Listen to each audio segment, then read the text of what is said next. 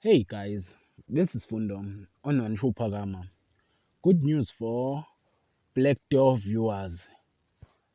SK Koza winning the Black Door role.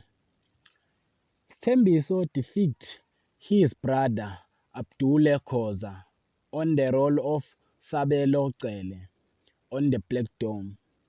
He win the role on acting on the Black Door to be a stripper after the Black Door fired Abdullah Khoza. As we know that SK Khoza was fired on the Queen and his brother take his role. This seems like they exchanging their roles. What do you think about the exchanging the characters of Abdullah and SK on their soapies? Please leave your comment below. Don't forget to like and comment and subscribe. Therefore, thanks. Ay,